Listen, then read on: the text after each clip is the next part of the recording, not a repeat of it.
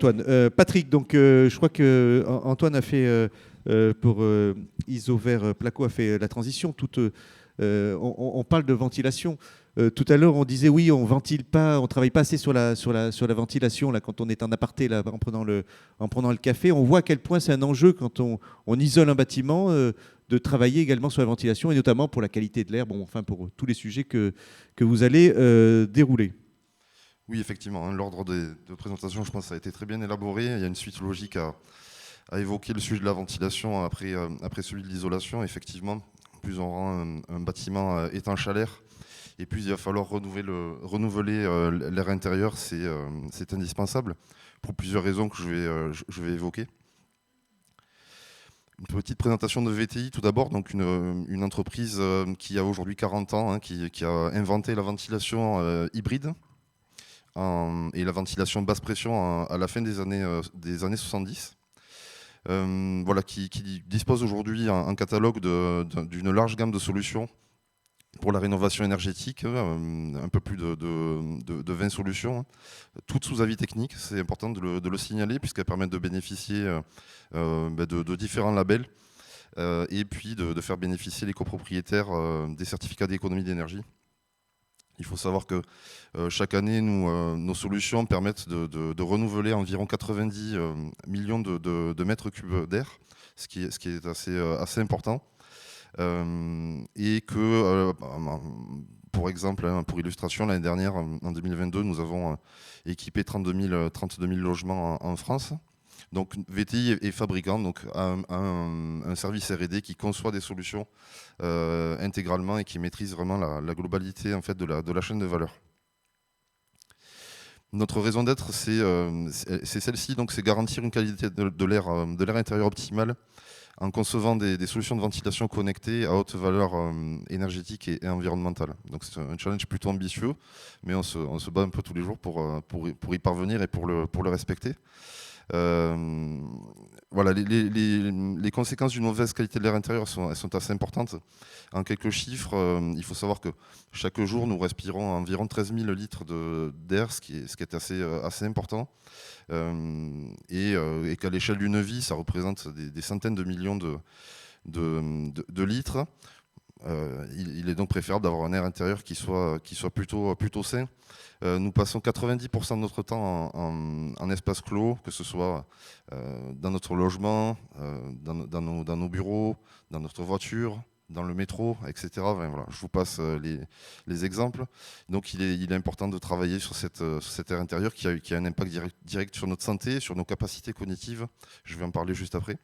Cet air intérieur, il est 5 à 8 fois plus pollué que l'air extérieur. C'est quelque chose qui est un peu contre-intuitif. On a souvent cette habitude de se focaliser en fait, sur la pollution de l'air extérieur liée au trafic, à l'industrie, etc. Mais l'air intérieur est très très pollué. On recense environ 1000 polluants dans l'air intérieur, dont on ne maîtrise pas l'effet cocktail, c'est-à-dire l'effet combiné de tous les polluants. Ils ont différentes sources, différentes qualités, donc il faut essayer de les combattre le plus efficacement possible. À l'échelle de la France, ça représente également 20 000 décès par an, et puis un coût pour la collectivité qui est estimé à 19 milliards d'euros si on prend en compte les arrêts maladie, les maladies elles-mêmes, la perte de productivité à l'échelle nationale. Enfin, voilà, ça représente un montant assez considérable. Sur la droite de l'image, là, vous avez une illustration des différentes sources de polluants que l'on retrouve dans un logement. Ceux que l'on va cibler en priorité, c'est d'abord la production d'humidité et puis le CO2. Pourquoi ? Parce qu'ils vont avoir un impact direct sur le bâti, sur l'apparition de moisissures, sur l'apparition de bactéries, sur l'apparition de différents parasites. Et puis le CO2 va être comme l'humidité en fait un marqueur de présence humaine et donc un marqueur de la génération justement de polluants. L'activité humaine génère des polluants dans l'air intérieur. Donc on retrouve notamment des aérosols, des peintures, des encres aussi pour nos magazines, pour les journaux, pour un tas de choses, qui utilisent des produits qui vont émettre dans l'air en fait des composés organiques volatiles. Donc ce sont des polluants à l'état gazeux qui, à force, si vous voulez, d'y être exposés, peuvent générer des maladies respiratoires, voire des maladies plus graves. On peut aller jusqu'à des cancers. Donc voilà, c'est capital de les traiter. On a la cigarette classique, la cigarette électronique, qui vont aussi générer des COV, des composés organiques volatiles. Donc ça fait partie des différentes sources de polluants. L'odeur peut être considérée comme un polluant, pas forcément dangereuse, mais en tout cas gênant le confort de l'être humain dans son logement. Et j'ai rajouté le Covid, parce que on n'en parle pas assez, donc je pense qu'il faut de temps en temps faire une petite piqûre de rappel, là, se mettre une petite dose d'anxiété. Mais non, le Covid, c'est une diapositive qui date de 2020, mais ça reste toujours d'actualité pour les autres types de maladies respiratoires. Le Covid est directement lié à la qualité de l'air intérieur. Plus on renouvelle l'air intérieur, et moins la probabilité d'être contaminé au Covid, ça a été prouvé scientifiquement, et est importante. C'est donc un premier enjeu, c'est la qualité de l'air intérieur, c'est peut-être le plus important. Vous avez d'autres enjeux qui sont un peu les mêmes que ceux qui ont été évoqués plus tôt, les économies d'énergie, la préservation du bâti, ce sont des enjeux qui sont aussi liés à la ventilation. Alors, la rénovation d'un système de ventilation, elle va s'appuyer sur un principe qui a été édicté il y a maintenant un peu plus de 50 ans, qui est le principe de la ventilation générale et permanente. Donc ça, de 1969. C'est un principe qui va permettre au bâtiment de respirer. Donc imaginons que le bâtiment était isolé, il va falloir introduire de l'air qui auparavant entrait par les défauts d'étanchéité du logement. Et donc on va installer des entrées d'air sur les menuiseries extérieures. Cet air va circuler dans le logement, chasser l'air vicié. Et donc on voit sur le schéma les flèches rouges qui vont correspondre au point d'extraction. Et donc en utilisant cette circulation de l'air, on s'assure en fait que l'air vicié est chassé par de l'air neuf. Et pour cela, donc, on installe entrée d'air, bouche d'extraction, on rabote les portes pour que l'air puisse passer sous les portes. Et en faisant cela, normalement, c'est pas normalement, c'est sûr, ça a été prouvé, on s'assure que le taux de renouvellement de l'air est suffisant. Quelques caractéristiques de conduits que l'on retrouve en rénovation énergétique, notamment pour les bâtiments les plus anciens, qui ont plus de 70 ans. Les conduits individuels qui sont les plus anciens, qui datent pour la plupart du XVIIIe siècle, XIXe siècle, début du XXe siècle. Donc ces conduits, on les retrouve notamment sur tout ce qui est bâtiments haussmanniens, les bâtiments de centre-ville en général. Donc ces conduits individuels, ils ont cette qualité de desservir à chaque fois une pièce d'un logement. Donc c'est un principe qui a très bien fonctionné, qui continue de très bien fonctionner, mais qui est dépendant des conditions météo. C'est de la ventilation naturelle. Ensuite, on a le conduit collectif. Je vois, il y a marqué niveau de pression admissible 50 pascal. Alors, voilà, vous avez chacun a le lambda, le pascal. Bon, enfin, chacun a ses unités. C'est ça. Donc ça représente quoi 50 pascal et ça veut dire quoi? Alors là, c'est le delta P, voilà. Le delta P. Alors, delta P. Alors voilà. C'est delta P, voilà, c'est ça. Allons-y. On est ici aussi pour sensibiliser. On est parti dans la technique. Non, allez, non, mais voilà. Juste en 30 secondes, oui, Patrick. En fait, si vous voulez, le niveau de pression admissible, en fait, c'est une question en fait de section de conduit, donc de taille de conduit, et du débit qu'on veut extraire grâce à ce conduit. Plus le conduit est petit, plus on va devoir avoir une pression importante. Plus il est grand, et moins le niveau de pression à débit équivalent va devoir être important. Donc là, en l'occurrence, nous sommes sur des conduits qui ont une taille importante, et donc nous allons pouvoir utiliser une dépression qui est assez faible. 50 pascal, c'est de la basse pression en fait. Ouais. On va utiliser des systèmes de basse pression justement pour extraire l'air de ces conduits-là. Voilà, et on ne peut pas utiliser de la haute pression. La haute pression, je vais le présenter après. C'est une solution que propose VTI également. Ça va être pour des conduits qui sont plus petits et pour des bâtiments qui existent depuis 1982 et pas avant. Voilà, ok. Donc la même chose pour le conduit shunt qui a été inventé à Paris, il faut le savoir. C'est un conduit qui a été diffusé assez largement en Europe, qu'on retrouve beaucoup ici aussi, enfin, dans toute la France, et notamment en périphérie des centres urbains, pour tous les grands ensembles, pour les bâtiments notamment des 30 Glorieuses. Donc c'est un conduit lui aussi qui est maçonné, qui a été monté élément par élément, qui a une section importante. Et donc, là aussi, le système qui va être préconisé, c'est d'utiliser des systèmes de ventilation basse pression qui ont été conçus pour ça et qui ont vraiment un rendement optimal sur ce type de conduit. Alors, ce que l'on préconise, c'est de réaliser un diagnostic global de ces conduits avant tout travaux. C'est important de s'enquérir en fait de l'état des conduits avant d'entreprendre quelques travaux que ce soit.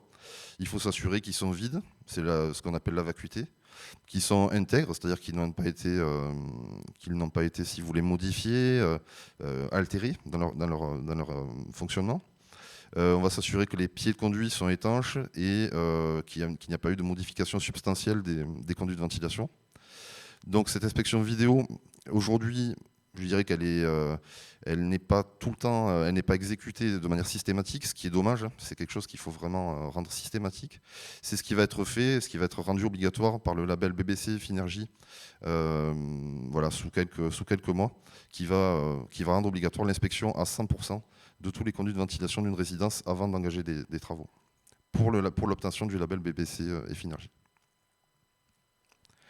Ce diagnostic il doit donner lieu à un rapport. Donc ce rapport il permet d'indiquer, voilà, de numéroter les conduits, de les identifier sur un plan, de dire quelles pièces ils desservent, de donner leur section, de donner leur état, de dire si l'on retrouve des modifications à telle ou telle hauteur. Mais voilà, ça donne lieu à un rapport qui ensuite va aider l'installateur à savoir ce qu'il doit faire en phase d'exécution des travaux. En fin de travaux, il est très important de contrôler un certain nombre de points, notamment de s'assurer que les travaux ont été réalisés conformément à un avis technique. Cet avis technique, il donne une plage de dépression que l'on va contrôler. Donc on va faire des mesures de dépression dans un échantillon représentatif de logement. Ça ne se fait pas dans 100% parce que c'est trop long et trop coûteux, mais sur des points représentatifs. Les logements les plus favorisés, les logements les plus défavorisés, puisqu'on est sur un réseau. Et donc, on va s'assurer qu'on est toujours dans les plages de l'avis technique. Donc, c'est le premier point. Et le deuxième point, on va s'assurer que les notices d'instruction du fabricant ont été respectées. Voilà, ce sont des détails un peu pratico-pratiques dont je ne vais pas parler ici parce que c'est vraiment très, très précis. Mais VTI intervient pour contrôler ces points-là en phase mise en service du système. Donc voilà, bon là, je vais parler rapidement des bâtiments des 30 Glorieuses, donc bâtiments équipés de conduits shunt, dont on connaît en général l'historique, mais dont il va falloir quand même inspecter les conduits. Pour ces bâtiments-là, il faut préconiser, il faut, si vous voulez, favoriser les systèmes de ventilation basse pression qui ont été conçus pour ces bâtiments-là et qui apportent vraiment de très bons résultats. Les questions que l'on se pose, si vous voulez, en étudiant un bâtiment, elles sont multiples, mais on peut les résumer en trois questions primordiales. À quelle période, quelle est l'année de construction du bâtiment? Ce qui va déterminer dans quelle famille on se trouve. Est-ce que c'est la ventilation mécanique basse pression ou la ventilation mécanique haute pression? Ensuite, la seconde question, c'est réutilise-t-on les conduits de ventilation naturels existants ou pas? Et la troisième question, qui est également primordiale, c'est comment est produite l'eau chaude sanitaire. Le système choisi ne va pas être le même en fonction des différents cas. Si vous avez des chaudières à tirage naturel qui sont raccordées sur les conduits de ventilation, vous avez une famille spécifique pour l'évacuation des produits de combustion. Si ce n'est pas le cas, vous êtes dans la famille de la ventilation basse pression ou de la ventilation hybride. Donc je vous invite à faire un petit print screen là, sur votre écran si vous voulez garder ce synoptique de solution. Et pour pouvoir déjà faire une présélection de votre système. Oui, ça c'est écrit un peu petit là, pour le public, mais vous les recevrez, là, les diapos. Et ce qu'on a compris, là, pour résumer, Patrick, si j'ai bien compris, c'est quand on a un chauffage individuel, là ça change un peu tout. C'est cette solution-là qui est importante. Exactement. C'est le chauffage individuel au gaz. C'est ça. Oui. Dès lors que vous avez des chaudières à tirage naturel sur des conduits, les types d'extracteurs ne vont pas être les mêmes, la régulation ne va pas être la même, la réglementation n'est pas la même. C'est une autre réglementation, hein. Ce n'est pas l'arrêté ventilation, mais c'est l'arrêté fumisterie qui va être de rigueur. Donc voilà, c'est une question primordiale. Alors, je vous présente rapidement les solutions VTI par grande famille, hein. La ventilation mécanique basse pression dont je vous parlais. Donc ici, vous avez un bâtiment, une copropriété qui a été rénovée à Issy-les-Moulineaux. Et donc, on voit sur la photo, hein, un système de ventilation avec le réseau et des plénums qui sont installés sur les conduits de ventilation.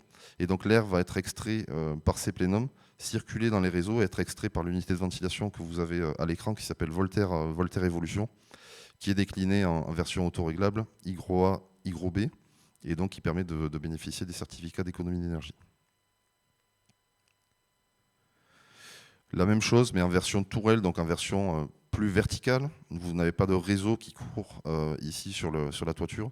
On vient installer cet extracteur-là sur les conduits de ventilation. On est aussi en mécanique basse pression, donc avec un fonctionnement 24 heures sur 24. Un classement C4 comme la solution précédente. Donc vous devez avoir une tenue du système de ventilation à 400 degrés pendant 30 minutes. C'est un arrêté incendie qui le nécessite. Voilà, tout un ensemble de... Ensuite, voilà les avis techniques.